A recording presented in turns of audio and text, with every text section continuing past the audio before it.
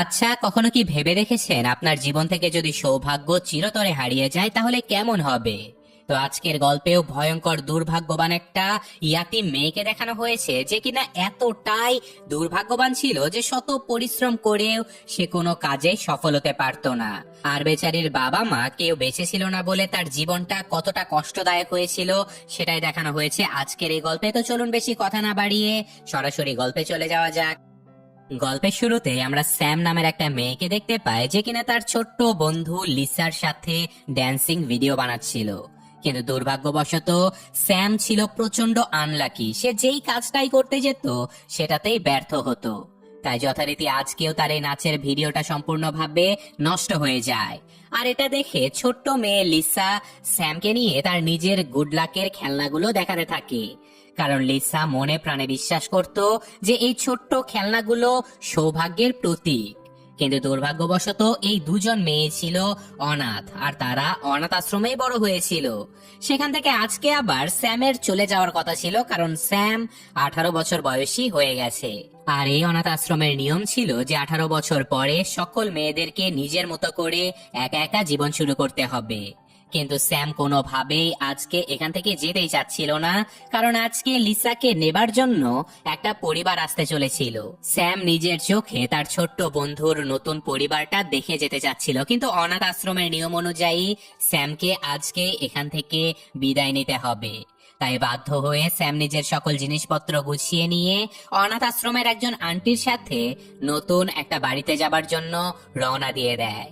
আর যথারীতি তারা সেই বাড়ির সামনে পৌঁছে গেলেও স্যাম তার ব্যাড লাকের কারণে সেই বাড়ির চাবিটা প্রথমেই হারিয়ে ফেলে। কিন্তু আন্টি স্যামের জন্য আরেকটা চাবি এনেছিল, তাই এ যাত্রায় সে ঘরের ভেতরে পৌঁছে যায়। আর আগামীকাল যেহেতু স্যামের নতুন চাকরিতে জয়েন হবার দিন ছিল, তাই সে অ্যালার্ম দিয়ে ঘুমিয়ে পড়ে। কিন্তু স্যামের ভাগ্য এতটাই খারাপ ছিল যে একে তো সে ঘুম থেকে উঠতে দেরি করে ফেলে, তারপর আবার প্রস্তুত হতে গিয়ে সকল কাজে সে ব্যর্থ হতে থাকে। তারপরেও হাল না ছেড়ে স্যাম প্রচন্ড কষ্ট করে হলেও কোন রকমের সাইকেলটা নিয়ে একটা সুপার শপে চলে আসে, কারণ এখানেই সে সেলসম্যান হিসেবে চাকরি পেয়েছিল। কিন্তু যথারীতি স্যামের দুর্ভাগ্যের কারণে সে সুপার শপের ভেতরেও কোনো কাজ ঠিক মতো করতে পারছিল না, তাই বাধ্য হয়ে ম্যানেজার স্যামকে শপের বাইরের ট্রলিগুলো সাজিয়ে রাখার কাজ দিয়ে দেয়। আর এভাবে কাজ করতে করতে স্যাম কয়েকদিন কাটিয়ে দেয়, আর সে দ্রুত আবারও অনাথ আশ্রমে চলে যায় তার ছোট্ট বন্ধুর সাথে দেখা করার জন্য। আর আজকে সে অনাথ আশ্রমে গিয়ে জানতে পারে যে লিসাকে নিতে আসা সেই পরিবারটা নাকি তাকে না নিয়ে চলে গেছে। আর এই কারণে বেচারি লিসার প্রচন্ড মন খারাপ ছিল। স্যাম লিসাকে গিয়ে বিভিন্নভাবে সান্ত্বনা দেয়, আর লিসা বলতে থাকে যে আমার কাছে যদি সৌভাগ্যের কয়েনটা থাকতো তাহলে হয়তো আমি একটা ভালো পরিবার পেয়ে যেতাম। লিসার মুখে এইসব কথা শুনে স্যাম প্রচন্ড কষ্ট পায়। সে নিজেদের দুর্ভাগ্যের জন্য অনেক হতাশ হয়ে যায়। তাই বাড়িতে যাবার আগে স্যাম একটা রেস্টুরেন্ট থেকে স্যান্ডউইচ কিনে রাস্তার পাশে বসে যখন খাচ্ছিল, তখনই তার সামনে একটা কালো বিড়াল চলে আসে। স্যাম খুশি হয়ে সেই বিড়ালটাকে স্যান্ডউইচের কিছু অংশ খেতে দিলে খাওয়া দাওয়া শেষ করে বিড়ালটা সেখান থেকে চলে যাবার পরে স্যাম রাস্তায় একটা অদ্ভুত কয়েন কুড়িয়ে পায়। কোনো কিছু না বুঝে স্যাম কয়েনটাকে নিজের কাছে রেখে দেয়। আর পরদিন সে ঘুম থেকে উঠে বুঝতে পারে যে আজকে তার সাথে সবকিছুই ভালো হচ্ছে, কোনো কাজই তার হাতে নষ্ট হচ্ছিল না। তাই স্যাম অবাক হয়ে সেই কয়েনটা নিয়ে এক্সপেরিমেন্ট করতে বসে পড়ে। আর কিছুক্ষণের মধ্যে সে বুঝতে পারে যে এই কয়েনটা যতক্ষণ তার সাথে আছে ততক্ষণ তার সাথে কোনো খারাপ ঘটনাই ঘটছিল না। এটা দেখে স্যাম বুঝতে পারে যে এটাই হয়তো লিসার বলা সেই গুড লাক কয়েন।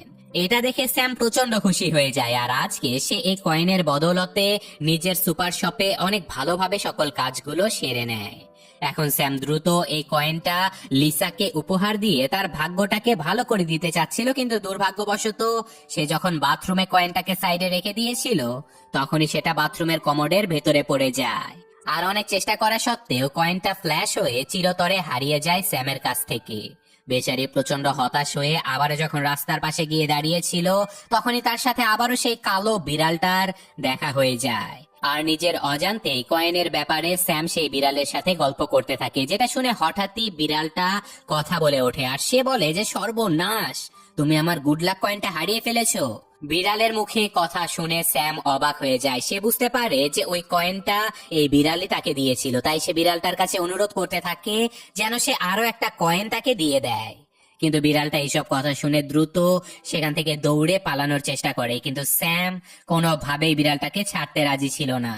সে বিড়ালটার পিছু পিছু প্রাণপণে দৌড়াতে থাকে, আর শত শত বাধা বিপত্তি পেরিয়ে ফাইনালি সে যখন বিড়ালটাকে প্রায় ধরেই ফেলেছিল, তখনই অদ্ভুতভাবে বিড়ালটা একটা গোপন জায়গাতে পোর্টাল খুলে ফেলে।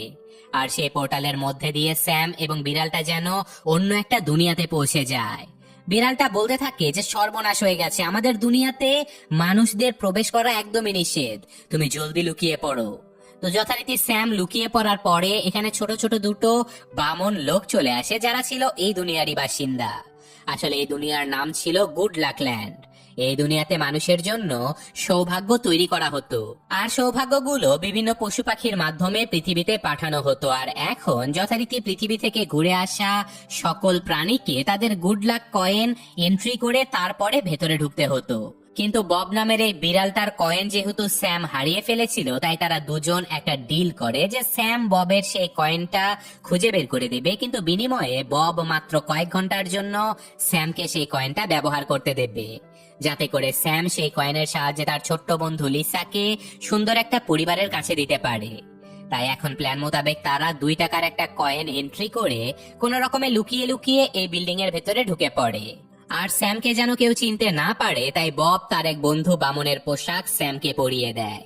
আর বব বাকি বামনদেরকে বোঝায় যে স্যাম আসলে লাকল্যান্ডের অনেক দূরের একটা শহর থেকে এসেছে, যে শহরের সবাই এমন লম্বা হয়ে থাকে।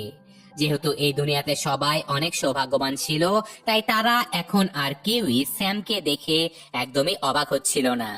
এখন বব স্যামকে নিয়ে তার একজন বামন বন্ধু জেডির সাথে দেখা করতে চলে যায়, কারণ এখানেই তাদের মাঝে গুড লাক কয়েন বিতরণ করা হতো। তো যথারীতি জেডি স্যামকে নিয়ে কয়েন বিতরণের সেই ঘরের ভেতরে চলে যায়, আর তাদেরকে বিভিন্নভাবে ঘুরিয়ে ফিরিয়ে গুড লাক কয়েন দেবার জন্য প্রস্তুত করে নেওয়া হতে থাকে।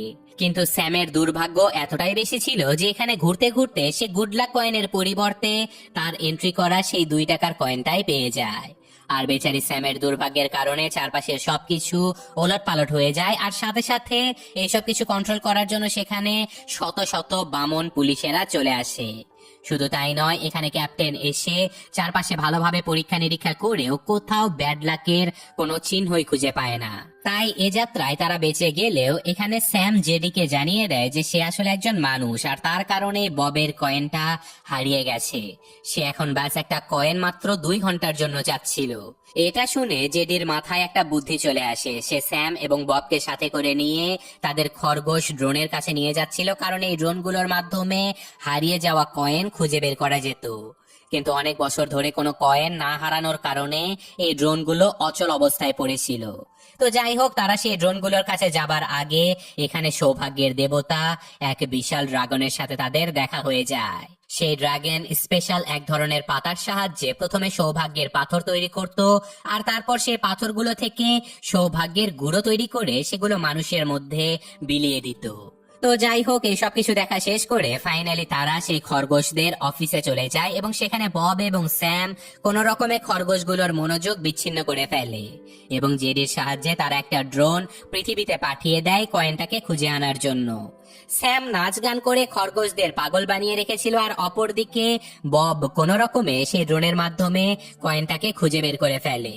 কিন্তু তখনই তাদের ক্যাপ্টেন সকলকে ভিডিও কনফারেন্সের মাধ্যমে জানিয়ে দেয় যে গুড লাক কয়েনের মধ্যে একটা 2 টাকার কয়েন খুঁজে পাওয়া গেছে, আর সন্দেহভাজনের তালিকায় ববেরও নাম ছিল। আর যদি কোনোভাবে প্রমাণ হয় যে বব সেই 2 টাকার কয়েন দিয়েছে, তাহলে তাকে ব্যাড লাক ল্যান্ডে পাঠিয়ে দেয়া হবে। তো যাই হোক, এদিকে ততক্ষণে ড্রোনটা টয়লেটের ভেতর থেকে সেই কয়েনটা খুঁজে বের করে এনেছিল, আর ড্রোনটা যেহেতু নোংরা হয়েছিল তাই সাথে সাথে একটা ক্লিনার সেটাকে কয়েন সহ নিজের ভেতরে টেনে নেয়। তারা আবারও কয়েনটা হারিয়ে ফেলে, কিন্তু বব দ্রুত লিফটের মাধ্যমে মাঝামাঝি থাকা একটা ফ্লোরে যাবার চেষ্টা করে, কারণ ক্লিনিং ডিপার্টমেন্ট সেখানে অবস্থিত ছিল। কিন্তু এখানেও দুর্ভাগ্যবশত স্যাম একদম গ্রাউন্ড ফ্লোরের বাটন চেপে দেয়, যার ফলে তারা সোজা পৌঁছে যায় ব্যাড লাক ল্যান্ডে। আর আনলাকি হবার কারণে স্যাম সেই ব্যাড লাক ল্যান্ডে আটকা পড়ে যায়, আর বব যথারীতি মাঝের ফ্লোরে চলে যায়। তবে যাবার আগে বব স্যামকে জানিয়ে দেয় যে কিভাবে মাঝের ফ্লোরে যেতে হবে। তাই স্যাম ববের কথা মতো এই দুর্ভাগ্যের নগরী থেকে অনেক কষ্টে ফাইনালি সেই মাঝের ফ্লোরে তথা ববের কাছে পৌঁছে যায়। আর এই মাঝখানের ফ্লোরে অদ্ভুত রকমের শত শত পাইপলাইন তৈরি করে রাখা হয়েছিল, যার মাধ্যমে সৌভাগ্য এবং দুর্ভাগ্য মানুষের দুনিয়াতে পাঠানো হতো। আর এখানে সৌভাগ্য এবং দুর্ভাগ্য মিক্সিং করার কাজে নিয়োজিত ছিল ইউনিকর্নের মতো একটা জন্তু। তার সাথে স্যামের দেখা হয়ে যায় এবং এই ইউনিকর্ন আবার সৌভাগ্যের দেবতা সেই ড্রাগনকে অনেক ভালোবাসতো। কিন্তু ড্রাগন যেহেতু একদমই দুর্ভাগ্যকে সহ্য করতে পারতো না, তাই বেচারা ইউনিকর্ন কখনোই তার সামনে যেতেই পারেনি।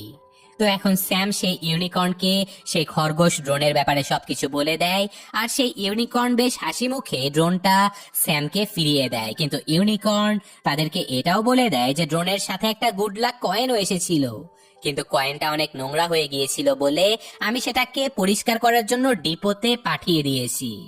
বেচারি স্যাম আবারও সেই কয়েনটা পেতে পেতে হারিয়ে ফেলে।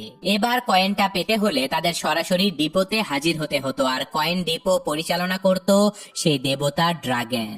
স্যাম এবার কোনো কিছু না ভেবেই সরাসরি ড্রাগনের কাছে চলে যায় এবং সে ড্রাগনকে সবকিছু বলে দেয় যে একটা নোংরা কয়েন পরিষ্কার করার জন্য এখানে পাঠানো হয়েছে, প্লিজ আমাকে ওইটা ফিরিয়ে দিন। আর ড্রাগন যেহেতু সৌভাগ্যের দেবতা ছিল, তাই সে সবার থেকে বেশি ভালো আর বেশি বোকাও ছিল। তাই সহজে ড্রাগন বেশ খুশি খুশি স্যামের হাতে একটা কয়েন তুলে দেয়। আর স্যাম যখন প্রচন্ড খুশি হয়ে ভাবছিল যে এখন সে এই কয়েনের মাধ্যমে তার প্রিয় বন্ধুকে একটা সুন্দর পরিবার খুঁজে দেবে, তখনই সে দেখতে পায় ববকে পুলিশেরা ধরে নিয়ে যাচ্ছে। কারণ ক্যাপ্টেন ততক্ষণে প্রমাণ পেয়ে গিয়েছিল যে ববই ছিল সেই বিড়াল যে কিনা এন্ট্রি গেটে 2 টাকার কয়েন দিয়েছিল। তাই স্যাম এখন নিজের ইচ্ছে পূরণের আগে তার বন্ধু ববকে বাঁচানোর জন্য তাকে সেই কয়েনটা দিয়ে দেয়। বব এ যাত্রায় কয়েনটা ক্যাপ্টেনের হাতে তুলে দিয়ে নিজেকে ছাড়িয়ে নেয়, কিন্তু সে স্যামের এমন কাজ দেখে অনেক অবাক হয়ে গিয়েছিল। কারণ স্যাম চাইলেই সেই কয়েনটা দিয়ে নিজের জীবন অনেক সুন্দর করে তুলতে পারত, কিন্তু সে এমনটা না করে ববের জন্য কয়েনটাই উৎসর্গ করে দিয়েছে।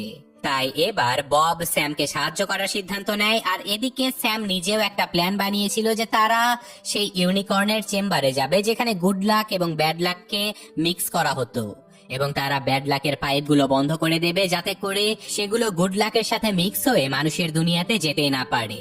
আর এমনটা করা হলে দুনিয়ার সবাই অনেক লাকি হয়ে যাবে, আর স্বাভাবিকভাবে স্যামের সেই ছোট্ট বন্ধুটাও নিজের ভাগ্যের জোরে সুন্দর একটা পরিবার খুঁজে পেয়ে যাবে।